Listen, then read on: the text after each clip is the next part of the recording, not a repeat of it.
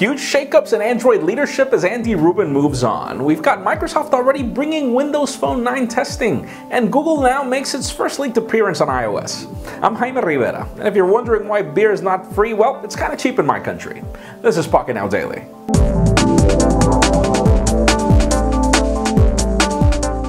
Well, it's the normal thing for operating systems to be tested a long time before they actually get launched, and such is the case of Windows Phone 9, as apparently it is being tested at the moment on current generation hardware, obviously in preparation for newer generation hardware in the future. And it's kind of interesting since Microsoft usually announces everything first and then actually works on it, but this time they're doing things right, so kudos to you, Microsoft. Let's hope we will see Windows Phone 9 with something really compelling by the end of the year.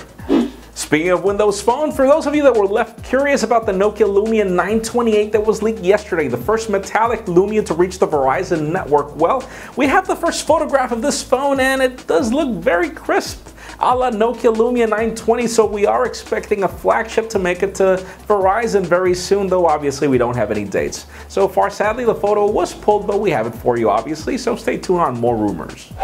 Now let's move over to Google Glass. We know that that's either the best thing to happen to tech in the next couple of years or the biggest and most expensive gimmick we've ever seen. And as it stands, well, we have seen a presentation in South by Southwest of Google Glass actually integrating with Android applications. An example is you take a photo and then you do the simple things on Glass, but then you do the more complex things on your phone, like editing the photo on Android. It's actually a really compelling feature, but we do hope that they figure out that $1,500 price tag in the future. Now let's go through some more Google. As Google Now, the crown jewel of Jelly Bean, has apparently leaked for iOS. Yes, there was a YouTube video recently showing off how it works on the iPhone and iPad and even desktop computers. So it does make you wonder. I mean, it's actually cool to have Google Now on iOS devices, though it's going to be kind of awkward to actually have to launch an application for that to work. But still, what can we expect from Android 5 if the crown jewel of Jelly Bean is going to iOS? It's got to be something awesome, and it's got to be better or at least cheaper than Google Glass.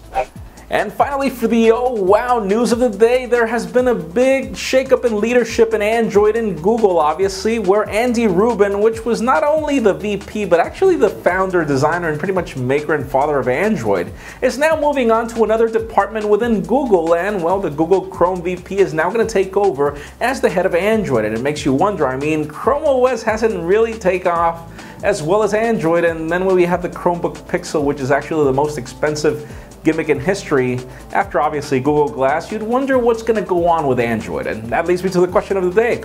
Are you happy or sad about this move from Andy-Rubin?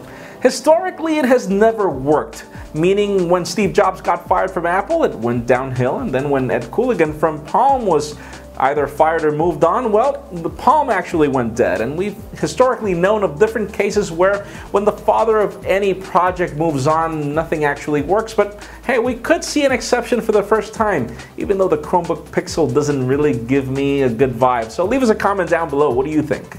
Of course, for an earlier scoop of everything that's happening in the smartphone and tablet world, make sure you follow us on Pocketnow.com and subscribe to our YouTube channel as well. Please give this video a thumbs up if you like what you saw.